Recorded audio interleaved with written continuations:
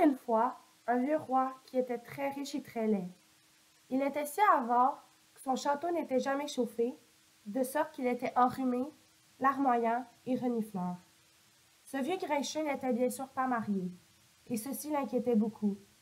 Il savait que, s'il venait à mourir sans héritier, tous ses biens reviendraient au peuple, et ça, il ne le voulait pas. Un matin de bonne heure, il décida d'aller arpenter la campagne pour trouver la femme qui lui conviendrait.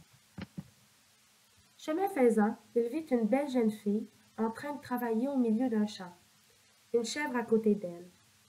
Vite, il se cacha derrière un buisson et sortit sa longue vue pour mieux l'espionner. Elle est bien belle et travailleuse, pensa-t-il tout bas. Une fois mariée, elle pourra travailler pour moi, et cela ne me coûtera rien. Il alla chercher son vieux majordome et l'entraîna derrière le buisson. Regarde cette jeune fille, là-bas, va voir ses parents, et dis-leur que je lui fais l'immense honneur de devenir ma femme. Mais, entre-temps, la jeune paysanne s'en était allée chercher de l'eau au puits, pour sa chèvre. Quelle jeune fille? Demanda le majordome. Je ne vois pas de jeune fille. Regarde dans la lorgnette, pauvre sot. Elle est là, au milieu du champ. Il n'y a qu'elle. La vois-tu? Oui ou non? Le pauvre majordome, qui en avait assez de prendre des coups et qui détestait le roi, fit un signe de la tête. Oui, oui, ça y est, je la vois, sire. Vois-tu comme elle est belle et costaude? Demande le roi en reniflant. Oui, oui, dit le majordome en regardant la chèvre broutée. Je la vois, sire. Alors cours chez ses parents. Dépêche-toi et reviens avec une bonne nouvelle. Sinon tu auras 100 coups de bâton. En chemin, le majordome pensait. Le rhume lui sera monté au cerveau, c'est sûr. Mais une chèvre, c'est bien là tout ce qu'il mérite. Lorsqu'il arriva dans la cour de la ferme, il trouva le paysan et la jeune fille. Nous avons déjà payé nos impôts, se mit à hurler celle-ci en le voyant. Nous n'avons plus rien, alors fichez le camp. Je vous en prie, je ne viens pas pour ça. Et pourquoi alors? Comment se nomme votre chèvre? Isabelle, dit le fermier, mais elle est à nous.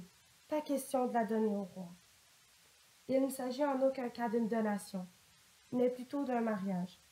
Sa Majesté veut épouser votre... enfin, mademoiselle Isabelle. Le paysan regarda sa fille et tous les deux éclatèrent de rire. Je vous en prie, s'écria le vieux majordome d'un ton suppléant. Ne dites pas non, sans quoi je suis bon pour les coups de bâton. Mon vieux dos ne le supporterait pas. La cérémonie aura lieu demain, et quelques heures avant, la femme de chambre de Sa Majesté viendra pour habiller la future mariée.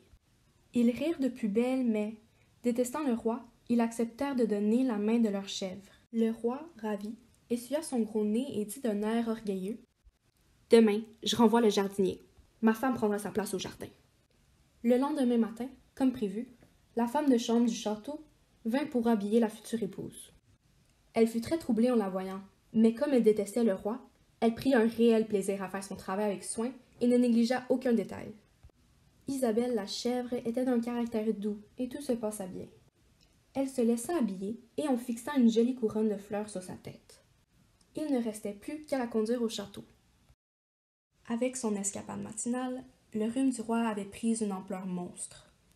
Il en tenait d'ailleurs son majordome entièrement responsable.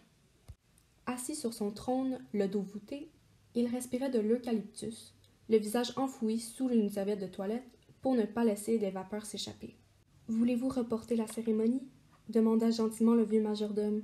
« Qu'on en finisse, » dit le roi en toussant, prêt à s'étouffer. « Qu'on en finisse et qu'on me laisse aller me coucher. » Ainsi, en cette belle journée de printemps, Isabelle la chèvre devint l'épouse légitime du roi. Et les derniers mots du maître de cérémonie furent, comme dans chaque mariage, « Vous pouvez embrasser la mariée. » Le roi grincheux ôta sa serviette et colla ses lèvres à celles d'Isabelle. Immédiatement, il ouvrit les yeux tout grands et poussa un cri horrible en découvrant que sa femme avait 4 pattes, une barbiche et qu'elle mâchouillait ses dentelles. Il en tomba raide mort d'une crise cardiaque. Tout le monde applaudit la nouvelle reine qui mangeait son bouquet nuptial avec ardeur. Et savez-vous ce que l'on raconte? Tous les biens du roi furent partagés. Quant à la reine Isabelle, elle vécut longtemps.